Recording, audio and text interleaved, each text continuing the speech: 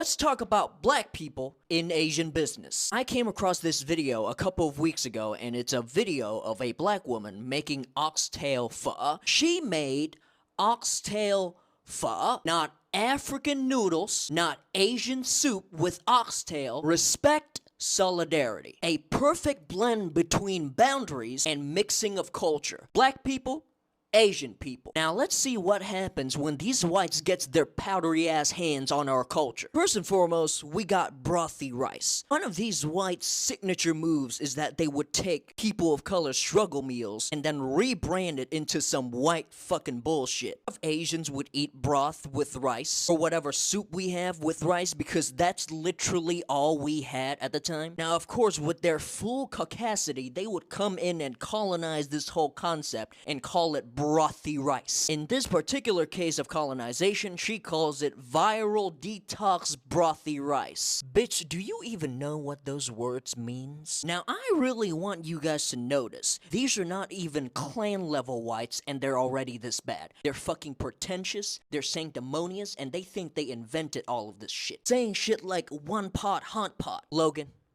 every hot pot is a one pot hot pot. Your brain is smooth as an egg. By the way, why are all the white twinks just straight up evil? Now let's just stop for a second because I want to talk to all the black people that are watching this video. Despite what I've said at the beginning of this video, respect, solidarity, black people, this participation is from your end. I don't think I have to warn you guys at all to be careful around some Asians because sometimes when we participate, we got shit like K-pop. Yuck. Let me put it in a way you guys would understand immediately. A lot of Asians are really comfortable inside the house. There are 3 very big Asian creators on this app, and I'm gonna use these pandering ass pandas to describe to you exactly what I mean. First of all, they are not the new age clan. That would be too simple. As a matter of fact, just like liberal whites, they are exactly what Malcolm X warned us about. You usually would not know that they're dangerous until they do shit like ignore stuff like this, or dogpile on an Asian lady when she's speaking facts. One of these Asian creators behaves exactly like a white woman, crying on camera, manipulating the narrative, tagging and calling the FBI and shit, doxing Asian women. It's called a plantain, or plantain if you're from Jamaica. Now this probably is the best carbohydrate. Hey, listen, that is fake news. Plantain is terrible for you, it's bad for your health, doesn't even taste nice. So if you see it in the store, avoid it. If you have any and you need to get rid of them, send it to me. I'll make sure that's taken care of, right? Just trying to help. Incredibly maddening how expensive oxtail is now in America. A food that was once our comfort food that we would eat all the time to now becoming a once in a while special treat meal. It depends on where you are. It can range from $20 to $40 per pound. And even in Costco, you're buying bulk, you're spending $70 to $80 for a couple pieces of bone, all because oxtail got mainstream. And I remember eating it all the time when I was a kid. My grandparents would cook it. When we go out to eat at Chinese restaurants, we would always order it because it was actually very affordable. Nobody wanted that part of the animal besides the minority community. Am I right? What was once our comfort food, foods that we would eat all the time, is now too expensive to make, at least for the normies. It's crazy how much you need to spend on bone now. I bet you don't get enough of these.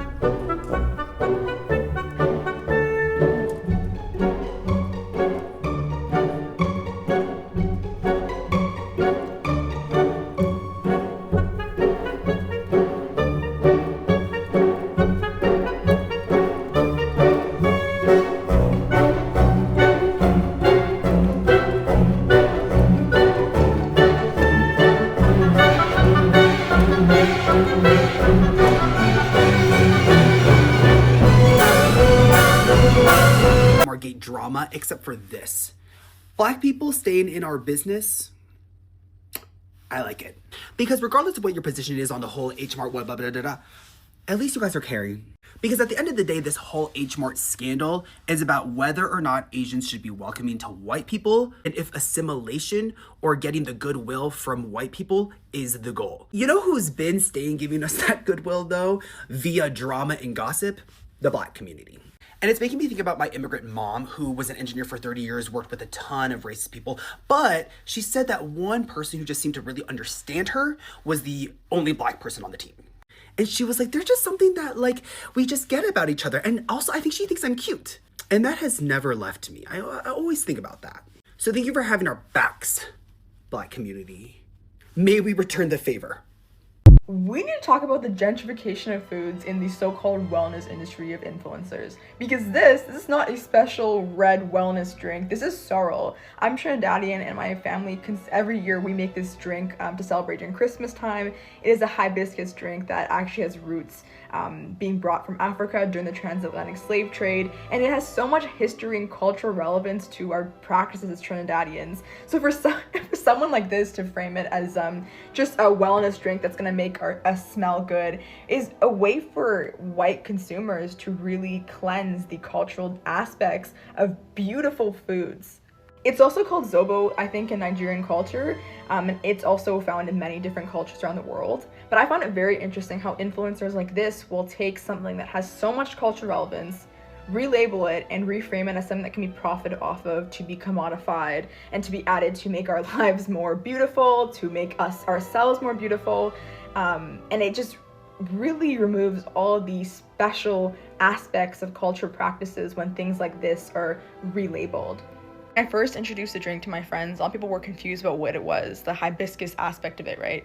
But when you have someone like that who is reframing it as a trendy perfume, it just seems as though things only become profitable and aesthetic and interesting and make sense when it's someone who's not actually part of the community who is speaking of it.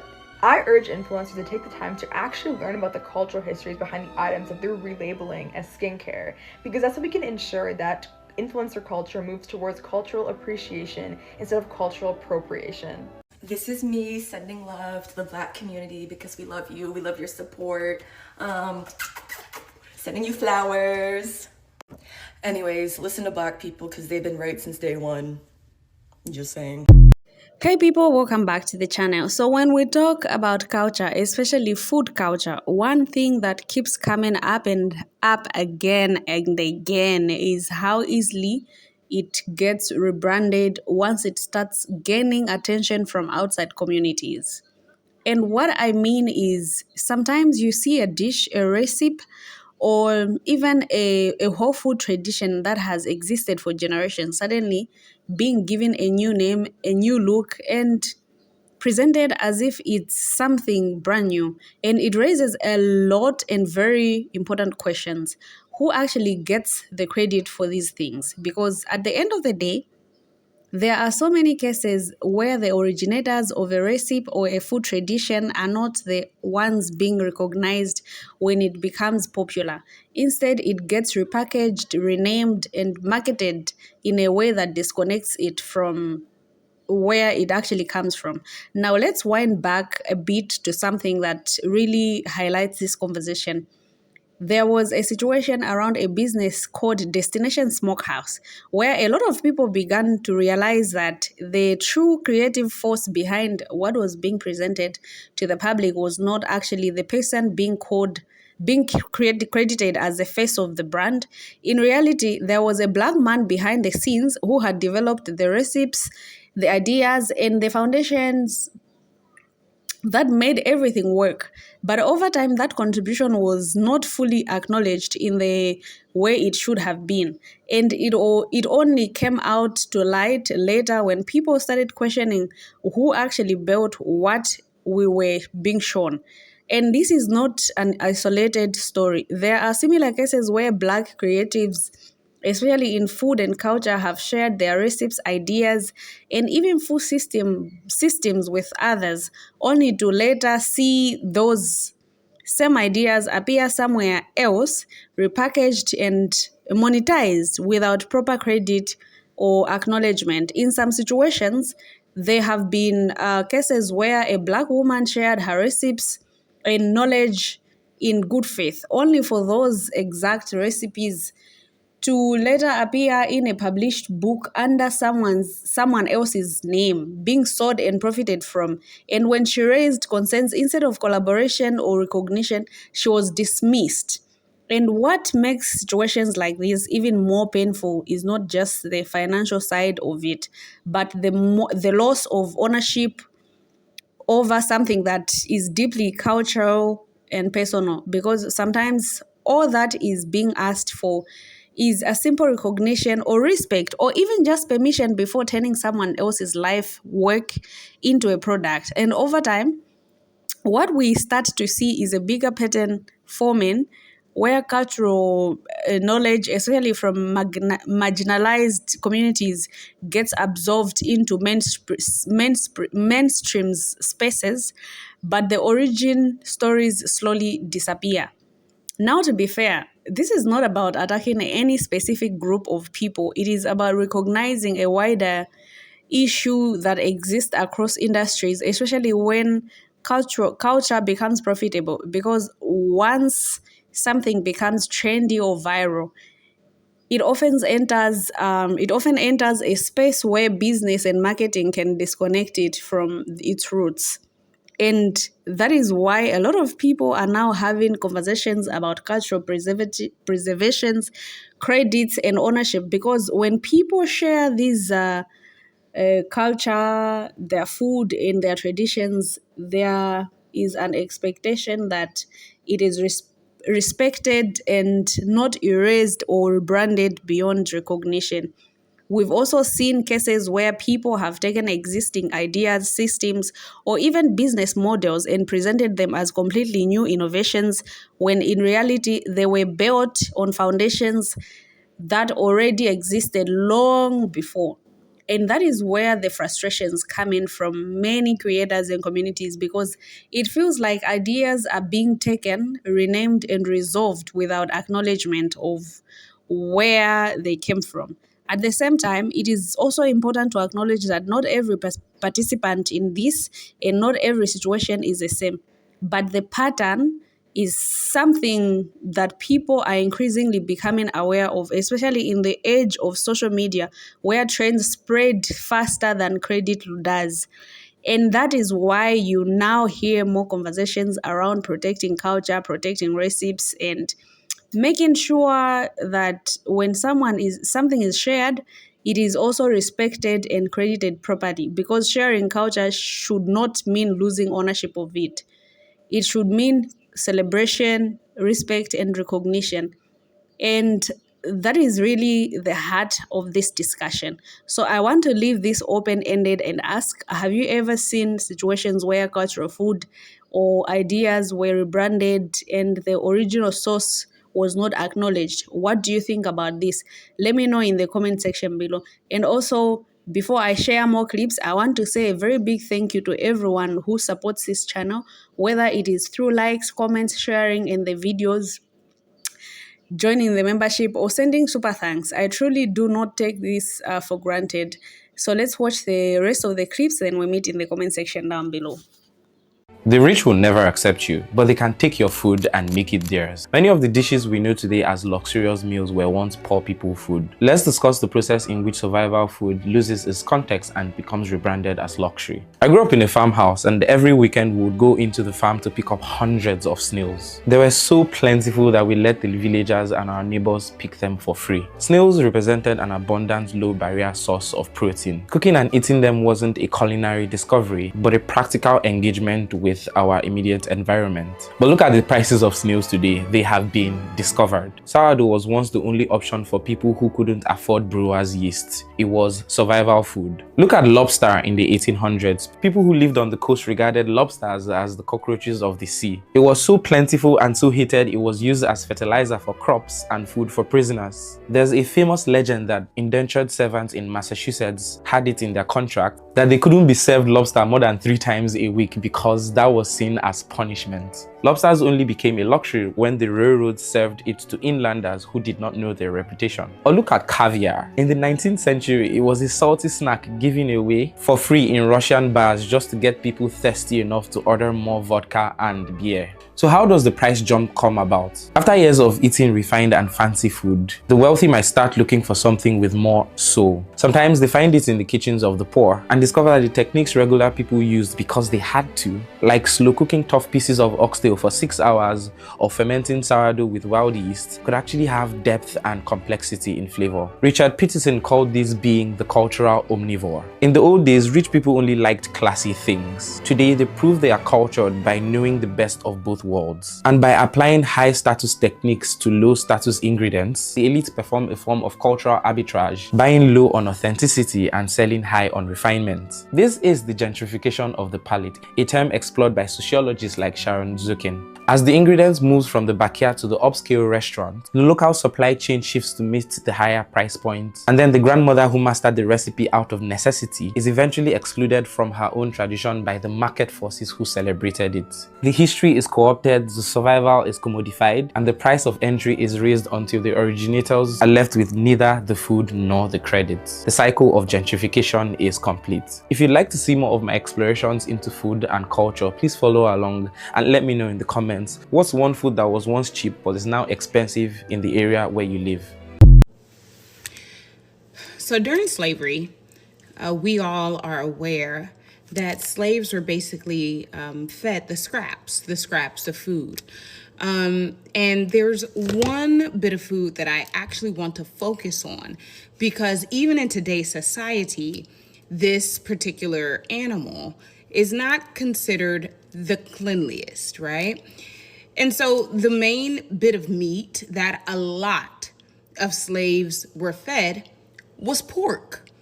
Interestingly enough, pork even today and pigs even today are considered to not be some of the cleanliest animals. You have the no pork on my fork situation.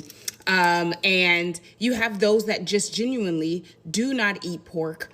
It could be due to the way that they are farmed or raised. It could be because it's just not your preference. It could be due to religious reasons. Either way, pork has always been controversial. But I wanted to come and talk to you about food gentrification, specifically when it comes down to pork. Interestingly enough, you can tell probably by the accent in my voice and some other things that I might be a bit of a country bumpkin. I'm originally from Indiana.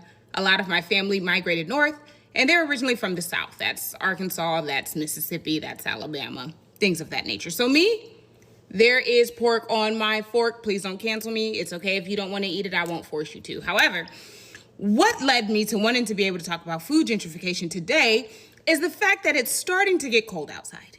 And because it's beginning to get cold outside, there's things that I like to eat, northern beans with ham hocks, turkey necks, as well as like neck bones, stuff like that. Yes, I eats that, okay? It's starting to get cool outside. It's the fall time. It's time for me to start making them one-pot meals.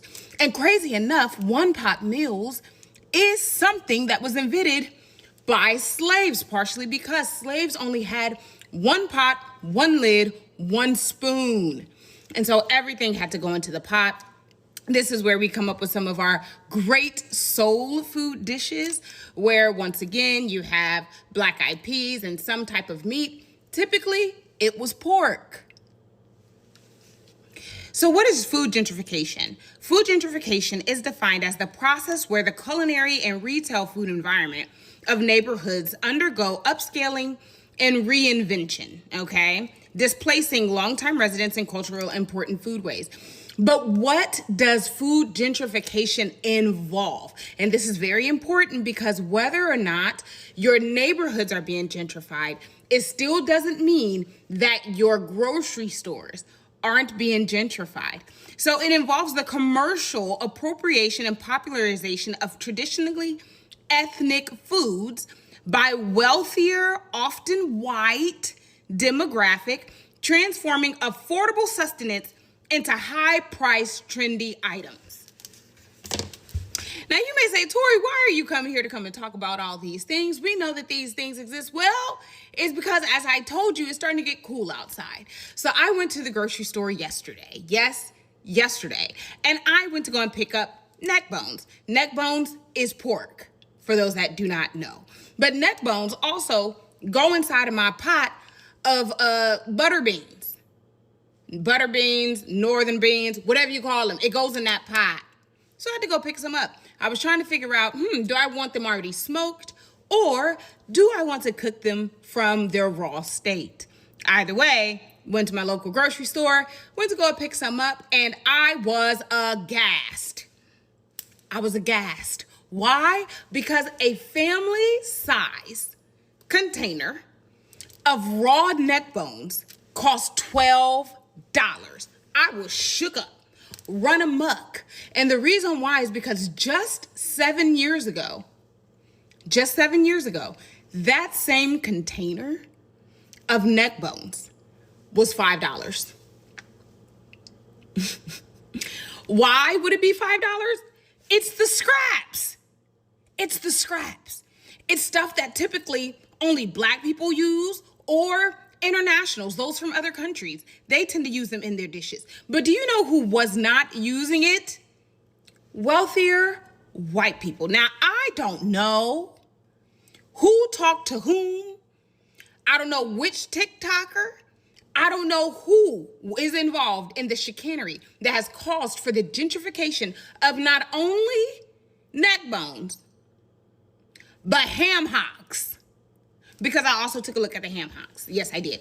Because if I can't have one part of the pig, I'm going to have the other. Either way, one of those need to be inside my pot. Now, if you're somebody, you're like, Tori, I don't eat, pork or whatever, but you want to come over and have one of these precious meals of mine, I'll put turkey necks in there instead. Yes, I do know multiple ways to be able to, get the job done with a good meal.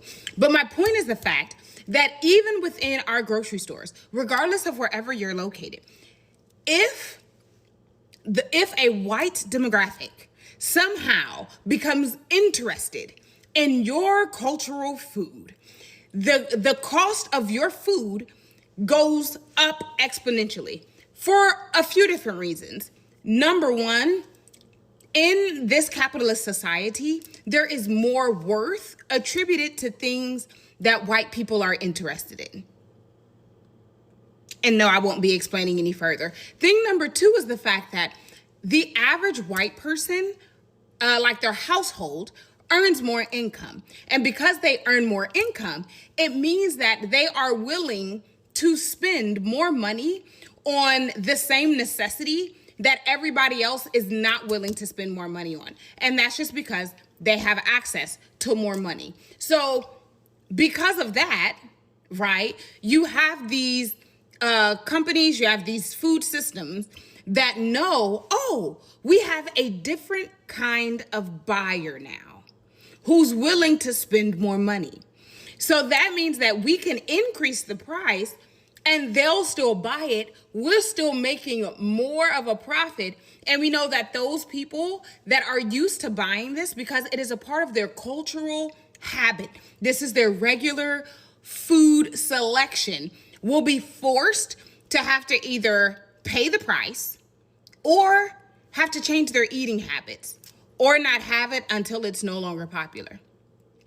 Either way, whoever you are that have told wealthy, non-people of color, non-Black people about ham hocks and neck bones, stop.